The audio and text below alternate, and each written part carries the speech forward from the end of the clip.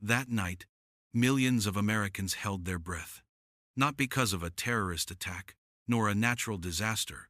What tightened their chests was a deadly silence. The federal government had officially shut down.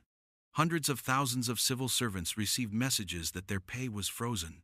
Millions grew anxious at the news that health benefits might vanish. The whole country entered a state of suspended animation, as if standing at the edge of a cliff.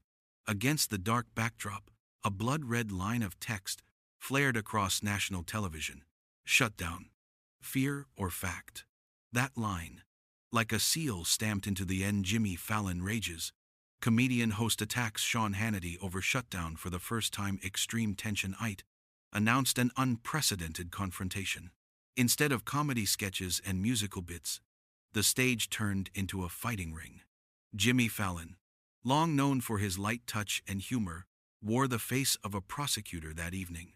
Opposite him stood Sean Hannity, the conservative emblem, a figurehead for a media machine that stokes anger and fear in the public.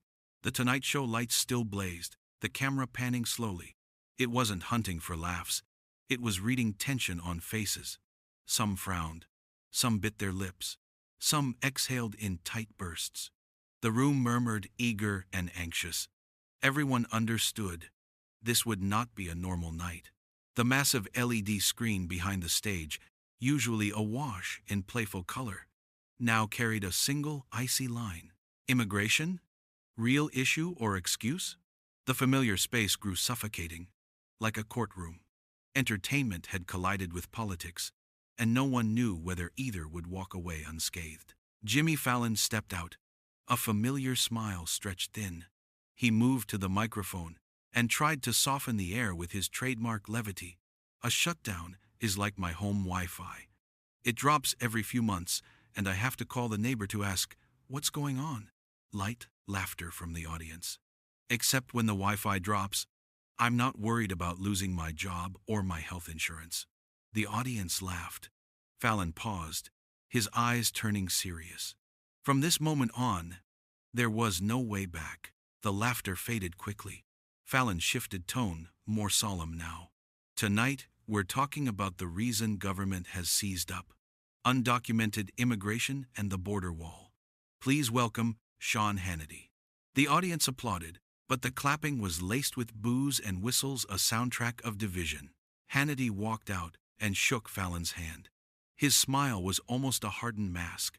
His eyes were sharp, entirely joyless. Fallon began, trying to keep things loose, like small talk. "Sean, how are you? Is the shutdown affecting you? I'm just worried Amazon Prime might stop delivering." Hannity didn't smile. He leaned forward, his voice heavy and decisive. "I'm fine, Jimmy. America isn't. Jokes about shipping are cute, but millions of Americans are facing daily security fears. Our border is in chaos. And whether you want to admit it or not, that is the real reason we've had to put everything on hold." Hannity drew a deep breath. His broad shoulders seemed to flex with anger. But when he spoke again, his voice dropped a register, colder, controlled, like a freshly honed blade. "That's a distortion, Jimmy. A shameful one for your show. You call it vague fear. I call it border security. You stand here in an air-conditioned studio in New York, on a 7-figure salary, mocking laws and donuts, while communities in Texas and Arizona face a real crisis. Thousands cross the border every day, loading our healthcare, schools, and national security with costs. That isn't a feeling. It's a material bill taxpayers are paying. And if you won't fix the root, our porous border, then tinkering with drip-feed subsidies is just a meaningless political stunt." Fallon didn't flinch. He leaned in, elbows on the desk, closing the distance, eyes locked and steady. The snarky smile was gone. In its place was high-focus resolve, almost academic. "I'm not distorting, Sean. I'm stripping the facts bare. Let's return to events instead of emotions. You talk about material costs and a border crisis. But, as I said, current law passed, with bipartisan support, already bars most undocumented immigrants from accessing programs like Medicaid, Social Security, and public housing. That's been true for a long time. You and your colleagues want to tighten rules that are already extremely tight, and you're willing to trade that for a shutdown that harms a $31 trillion economy. Know who gets hit? 2 million service members without pay, 4 million civil servants furloughed or working without pay, air traffic safety and food safety inspections disrupted. You're talking about border protection by kneecapping the very government whose job is to protect citizens. Is that responsible problem solving? Or an extreme tactic to bludgeon opponents by inflicting pain on the public? Hannity nodded slowly. A frightening quiet draped the room. He dabbed his brow with a tissue, then stared straight into the camera, not at Fallon. Here's the issue, Jimmy. You and your friends in the elite media live inside a bubble of dry statistics and legalese. You don't understand political psychology. Politics is representing the will of the people. When they see a government refusing to stop illegal immigration, they lose faith in the entire system.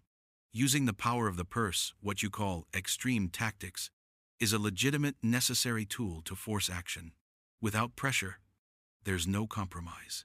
And don't sermonize about suffering. Real suffering is what happens when a nation loses its identity, loses control of its own territory. And you, Jimmy Fallon, who can buy a dozen donuts with what you make in an hour, don't lecture me about sacrifice or cruel politics. I represent the righteous anger of working Americans who've been forgotten. You represent elite contempt for their fear. You use humor to hide the truth that you don't want any change at all. That's why Congress has to fight to the bitter end. That's why the shutdown is necessary. He finished by planting both hands on the desk and pushing his chair back, ready to end the exchange, eyes burning. The studio nearly stopped breathing at this unprecedented level of confrontation. Hannity couldn't hold back anymore. His voice crackled with heat. Jimmy, people like you belittle the justified outrage of citizens who feel abandoned. This shutdown is a wake-up call, the only way to rouse the nation to a genuine security crisis. He didn't retreat. He stepped out from behind his desk toward Fallon, still at a respectful yet threatening distance. His voice boomed without the mic, enough to hush the room, a direct challenge to patriotism. Oh, so you dare, Jimmy? You dare blame us? Listen up. What you call turning fear into a show, I call reflecting the public's real concerns. You talk about civil servants and patients, but won't talk about national security. You won't talk about drugs streaming across the border, killing tens of thousands of young Americans every year. You won't talk about the billions spent cleaning up the mess. If you care about fairness, why don't you demand accountability from those violating our sovereignty? Instead, you attack those trying to uphold law and order. That's moral inversion. We are not hostage takers, we're demanding basic control over our country. And if a little temporary inconvenience, a short shutdown, is what it takes to force permanent border action, then it's necessary and patriotic. Do you dare say defending national security is profiting off politics? Fallon stood tall, eyes unblinking in the blaze of Hannity's anger. He refused to be spun into a personal spiral. Instead, he steered back to political and fiscal bedrock, ending on a motive you couldn't dodge. I do dare, Sean. This shutdown isn't about national security. If it were, you'd negotiate for more border agents, better surveillance tech, and faster asylum processing. But no, you and your allies are trying to slash support for lawful immigrants and people seeking refuge under international law. You're using the border as a smokescreen for a broader assault on the social safety net. You cite $31 trillion in national debt. Yet you're willing to paralyze government bleeding, billions more per week, for a symbolic win that doesn't fix the root problems you just listed. Here's the brutal truth. Your aim isn't to solve the border. It's to weaponize it. You don't want order. You want chaos. Because chaos boosts ratings and political leverage. You leaving your spot and jabbing a finger in my face just proves you've run out of workable arguments and are left with staged anger. Yes, the border has problems, but a shutdown betrays the very Americans you claim to protect. The on-air time signal sounded. Stage lights began to dim. The two men still faced each other in silence, just a few steps apart, eyes locked in tension. The debate had ended, but the division in the studio and across the nation had only deepened. The crowd erupted. Chants of Jimmy, Jimmy, tangled with Sean, Sean, the roar of two rival teams, a live broadcast of truth versus fear. The set turned chaotic. The camera whipped across faces, some cheering in triumph, some storming out in anger, some shaking their heads and crying at the fracture on display. The Tonight Show was no longer a talk show. It was a public tribunal, a mirror held up to a torn America. Fallon and Hannity still stood there, face to face, with nothing left to say. They had said enough. In the din, Fallon drew a steady breath. He didn't look at Hannity. He fixed his gaze into the lens, into the homes of millions. His voice dropped, quiet but commanding, like a verdict. Immigration may be a challenge we must address, but a shutdown protects no one. It reveals something worse, that American politics has chosen fear over fact. If we keep letting fear steer us, the specter of chaos will rule this country forever. They remained standing as the stage lights sank into darkness. The LED screen behind Fallon shimmered with a final, haunting line. Fear or fact? The crowd kept roaring and jeering. The camera zoomed out in a slow retreat, leaving one indelible tableau. A stage of entertainment transformed into the nation's courtroom. A narrator's voice floated back in, slow as the echo of a storm that's just torn through. That blistering debate triggered a media quake. It didn't end on The Tonight Show. It carried on into living rooms, across dinner tables.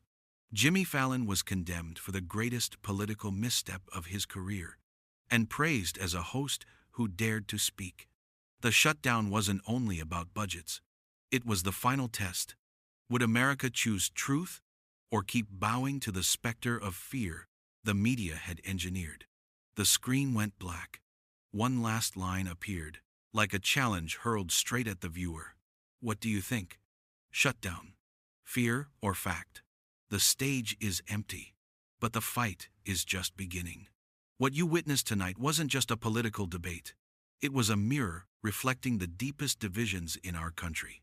Fallon and Hannity presented two opposing truths, one based on data and accountability, the other rooted in emotional intensity and national security fears. The government may be shut down, but your voice shouldn't be. The question posed on that screen, FEAR or fact, is now yours to answer. What side of the divide do you stand on? Do you believe the shutdown is a necessary evil to force action on the border, or a cynical act of political hostage-taking? We want to hear from you. Comment below and tell us which argument resonated most strongly and why. If this moment of raw, uncensored truth struck a chord, don't keep it to yourself. Like this video and share it with everyone you know. Follow the channel to ensure you don't miss the next fierce moment at the crossroads of politics and media. The fight goes on.